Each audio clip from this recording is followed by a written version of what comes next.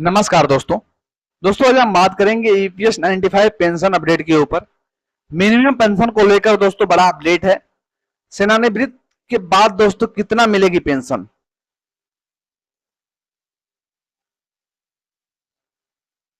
EPS 95 pension update क्या है? अगर आप प्राइवेट सेक्टर में काम करते हुए कर्मचारी पेंशन योजना में योगदान करते हैं तो आपका भविष्य खुशहाल होगा।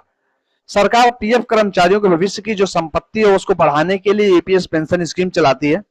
इस स्कीम के तहत पीएफ कर्मचारियों को रिटायरमेंट के बाद जो है पेंशन मिलता है। कर्मचारी पेंशन योजना में मिलने वाली पेंशन आपके मासिक खर्चों को आसानी से पूरा कर सकती है। अपनी पेंशन का पूरा लाभ पाने के लिए कुछ मुख्य बिंदुओं को समझना भी जरूरी है, जिससे कोई भ्रम ना हो और जो आप लोगों के भ्रम है वो भी दूर हो जाए। प्राइवेट सेक्टर के कर्मचारी अपना वेतन का 12% हिस्सा जो है ईपीएस पेंशन जो है वो खाते में जमा करते हैं। इसके पैसे को ईपीएफ द्वारा रेगुलेट किया जाता है। अब ईपीएफ जो है हर महीने में दोस्तों जो आप लोगों का फंड है वो तो ईपीएफ में जमा हो जाता है ईपीएफओ में। अब कंपनी पीएफ को 2 हिस्सों में बांटती है। पहला हिस्सा यानी 8.35% पैसा कर्मचारी पेंशन योजना में जाता है, जबकि 3.65% पैसा जो है वो ईपीएफ स्कीम में जाता है।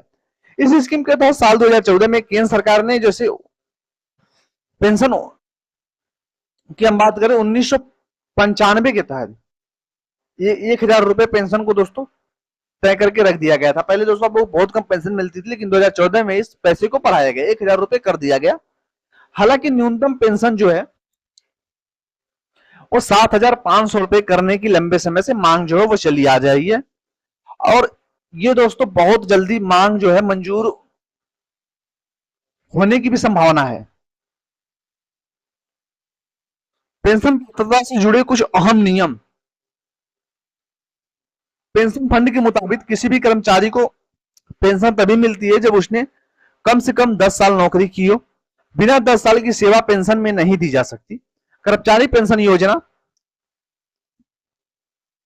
एनएससी कमेटी का कहना है कि सरकार को पीएफ कर्मचारियों की पेंशन कम से कम 7500 रुपए प्रति माह करने की अपनी जिम्मेदारी समझनी चाहिए। इसके अलावा यह मांग भी है कि बुजुर्गों को महंगाई भत्ता और मुफ्त चिकित्सा सुविधा भी मिलनी चाहिए। कर्मचारी पेंशन योजना राष्ट्रीय संघर्ष समिति का मुख्यालय महाराष्ट्र में है। यदि कर्मचारी सेवानिवृत्ति के बाद 7500 रुपए प्रति माह पेंशन प्राप्त करना चाहते हैं तो इस पर ईपीएफओ का गणित कहता है कि कोई सदस्य जो 23 वर्ष की आयु में कर्मचारी पेंशन योजना 95 से जुड़ता है तो उसे 58 वर्ष की आयु में सेवानिवृत्त जो है होता है तथा उसे 15,000 रुपए वेतन सीमा में योगदान देता है। उसमें लगभग 7500 रुपए पेंशन के रूप में मिलता है, बशर्ते सेवा 35 वर्ष की हो।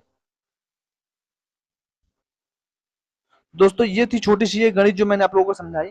फिलहाल दोस्तों ईपीएफओ हम लोग काम कर रहे हैं, बहुत जल्द आप लोगों की सैलरी बढ़ने की संभावना है। जैसे अदर पेंशनरों की सैलरी बढ़ाई गई वैसे 95 पेंशनरों की भी सैलरी बढ़ेगी दोस्तों। इस पे